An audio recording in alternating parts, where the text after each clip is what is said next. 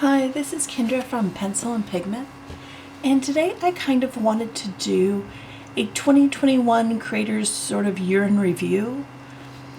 I did a previous video where I looked at the amount of money I spent in the year of 2021, and I was very tough and stern with myself about the amount of money I spent. But I wanted to make this video. This is the video where I take pride in the amount of things I did, and I congratulate myself for working this hard and doing that. I think it's very important when we create and when we do things we enjoy to celebrate those wins, whether you created one thing or hundreds of things. It's all a win. It all needs to be sort of celebrated and acknowledged because it's important and it's creative and it's good for us and it's all the wonderful things we enjoy in life. So what I did was I culled by month sort of what I created and what I was working on. Excuse me. And I started off kind of slower in January, and I began to ramp up in February and pick up speed. In February, I went through and I realized that I had multiple things everywhere. Like I had never put my notes all in one book before. I had them spread across little slips of paper that were piling up on the back of bills that I paid electronically, on the back of grocery lists. I had notes and ideas and doodles everywhere, and I culled them and I put them together in a Midori A5, and I'll link a bunch of my sketchbook tours and things I put together this year in the description box if you enjoy watching videos like that. And I condensed everything. I put everything together of the things I loved, and I just sort of kept going and kept creating. And in March, I kind of fell in love. So I did something many, many moons ago, and I'm trying to find the other one. And what I did was I bought 2 colored pencils. So about 7 years ago, I bought a Caran d'Ache luminescence pencil in malachite, and I bought a Faber-Castell Polychromos colored pencil in juniper.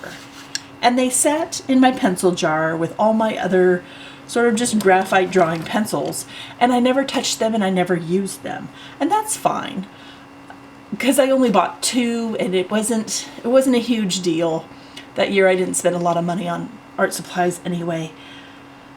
And this year I got them out and I started experimenting with them in March. And by April I had wrapped up sort of the personal projects and things I was creating. And I knew in May I wanted to do Mermaid.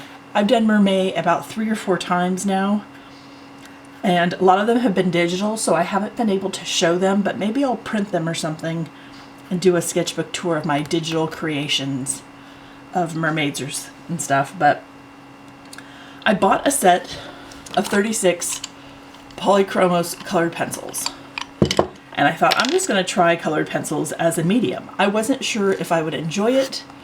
As a child, I only ever had Crayola colored pencils, and I just moved on from them so quickly to paints and sort of pen and ink. So I've never colored pencil before.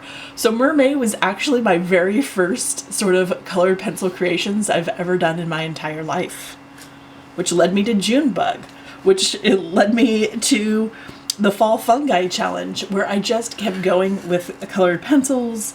And in some of these, I did overlapping. So I did World Watercolor Month with my insects, and I did Smogist, or I did Sketchtember with the Fall Fungi Challenge. Now, I may not next year overlap things. I may give things space to breathe, depending on how busy my schedule is and my mood and where I'm at. But I wanted to see if I could. And I can. I can if I really, really want to. I just don't know that if this mass quantity is producing a good mass quality. And I want to make sure that I keep my quality up while I still create every day. So I kept going and going and going and going. Now, for me, art is a place of joy. It is my stress relief. It is my hobby. It is my passion. This is where I sort of unwind and de-stress. And some people work out every day or meditate every day or listen to music every day, and that's sort of their happy place and, you know, how they relax. Drawing every day is relaxing for me. So that is why my totals are going to be so high. Please don't compare yourself to me. This is just my journey and my path, and I want you to have joy, and comparison is the thief of joy. So I also looked at what I was using. So I tried wood slices, and I made cards for people for holidays, and I did rocks, which is for a geocaching challenge I love to do. And I tried charcoal for the first time in like 2 decades, and it was so much fun.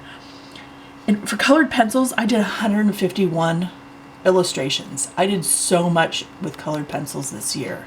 I really love that medium. I can get as detailed as my sharpener allows and go as small as I want. And that's something I learned about myself this year. You know, I did 60 inks. Watercolors, I did 93. I did a lot of mixed media. I did almost 90 mixed media. Copic, I did only 1. Now this may be something, and I really should have inventoried my art supplies sooner because I do like to sort of micro-organize. But Copic may be something where I only keep 1 or 2 just for paper tests of comparisons, and I just donate the rest on because I have a feeling that Copic markers probably aren't for me. And that's okay. So I didn't use them but once this year, and we'll see how much I use them next year. In sketchbooks, I did 434 illustrations. I really did. I went in huge. Every day I relaxed, and I just sort of, you know, poured my heart out onto the page and just explored and tried new things.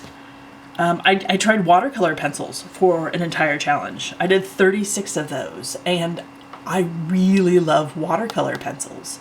And with our humidity, that may be a smarter move in the long run. We'll see.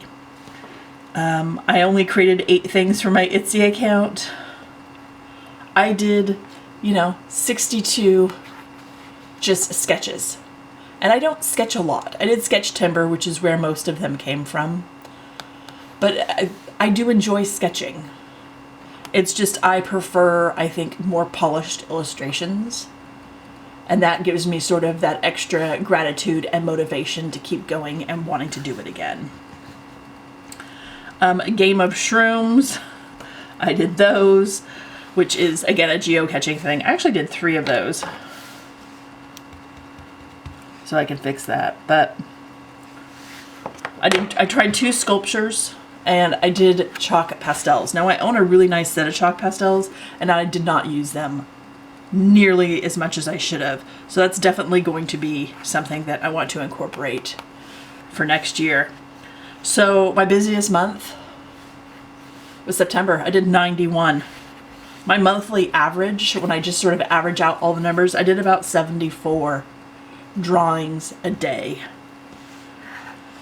I created on non-traditional surfaces, the wood, the stone, the rock. It was actually petrified wood and sculpture, the little sculpies. I did 7. So while I enjoy doing that, I don't enjoy doing that a lot, apparently. Like, paper's my preferred medium. So totals, watercolor, I did 101. If you count the watercolor pencils, I did 137. Colored pencils, I did 151. Sketchbooks filled, I did 7 and 2, 8 and 2 halves, and I'm calling it 9. And for drawings, I did 425 drawings this year. The total number of drawings was 445. It's a lot of drawings considering there's only 365 days in a year. I subtracted out my sketches for illustrations. I did 383 illustrations this year. That was a lot. I doubled up drawing challenges, and that's how I was able to do that. I had a very prolific year. To put that in context, in 2020, I drew nothing. I took a couple dozen photos I'm very proud of, and that was it. So, going into next year, this is a lot. I may scale it back in different ways of just doing one challenge at a time, but I'll definitely be creating every single day. I love that sense of accomplishment. I love that form of creativity and stress relief. And I want you to know, no matter if you created 5 things this year or 1 thing this year, I am very proud of you. I am very proud of you. It is not easy to sit down and draw and try and create something with everything that's going on in the world and in our minds and in our lives. So I just want you to know that I'm also rooting for you as well. I hope you have a wonderful day, and I will talk to you tomorrow. Bye.